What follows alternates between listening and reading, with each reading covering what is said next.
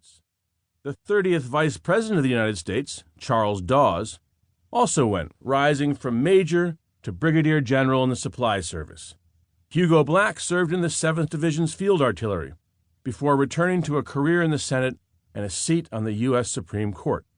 34-year-old Captain Harry S. Truman, commanding a battery of field artillery in the Missouri National Guard, fought bravely in the Meuse-Argonne.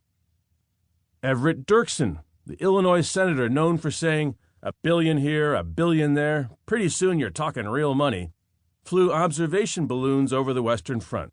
Wild Bill Donovan was wounded 3 times in the war, then went on to found the Office of Strategic Services, OSS, forerunner of the CIA, during World War II.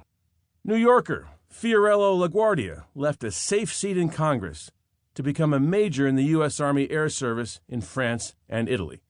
Frank Knox, who'd be Alf Landon's running mate in 1936 and Secretary of the Navy under FDR, fought in France with the field artillery. Teddy Roosevelt's Secretary of State, Robert Bacon, served as chief of the American military mission at British headquarters on the Western Front. New York City's 38-year-old progressive Republican boy mayor, John Perroy Mitchell, lost his re-election bid to the Tammany machine in 1917, joined the Air Service, went up on a training flight, fell from the cockpit, and plummeted 500 feet to his death in a Louisiana swamp.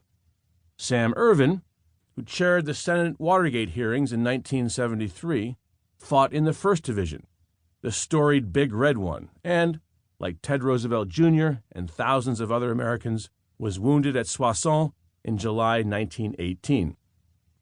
Among the career soldiers, Dwight Eisenhower and Omar Bradley didn't make it to France, but most of the greats of World War II did, including George C. Marshall, George Patton, Douglas MacArthur, and Mark Clark. James Van Fleet, who would lead the assault on Utah Beach in 1944 and command UN forces in Korea, was a captain commanding a machine gun battalion in the 6th Division during the Battle of the Meuse-Argonne. Terry de la Mesa Allen and Clarence Hubner, who would overlap as 1st Division commanders in World War II, overlapped on the crowded roads of the Saint-Mihiel salient in 1918. Allen was shot in the face there. Hubner was the most rapidly promoted 2nd lieutenant in 1918, rising to the rank of lieutenant colonel in a few months for conspicuous bravery and effective leadership. Courtney Hodges, whose First Army would bear the brunt of the German attacks at the Battle of the Bulge, commanded an infantry battalion in the 5th Division in 1918. U.S. air power in the war suffered from infighting between its chief proponents, Billy Mitchell and Benjamin Foulois. They both served in France, usually at each other's throat. A young lieutenant named Jimmy Doolittle served on their tumultuous staff.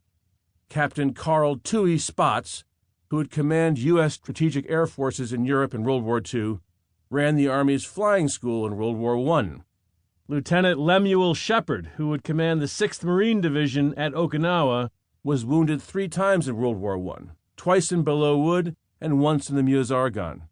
John Lejeune, the Marine's Marine, was his commanding officer.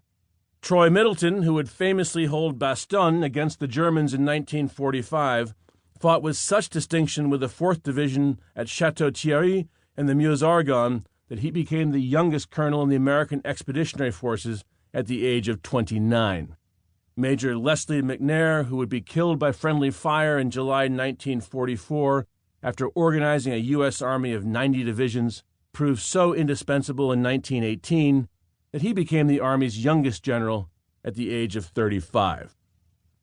Both Walter Short and Husband Kimmel, the general and admiral who would be overwhelmed by the Japanese sneak attack at Pearl Harbor in 1941, participated in World War I.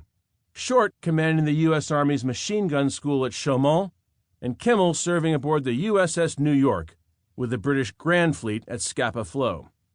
Jonathan Wainwright, who would surrender the Philippines to the Japanese in 1941, was a staff officer with the 82nd Division in 1918, helping to locate the lost battalion in the Argonne Forest.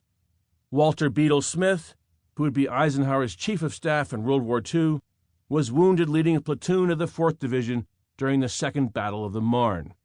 Future admirals, like Kimmel, also cut their teeth in the war. William Bull Hall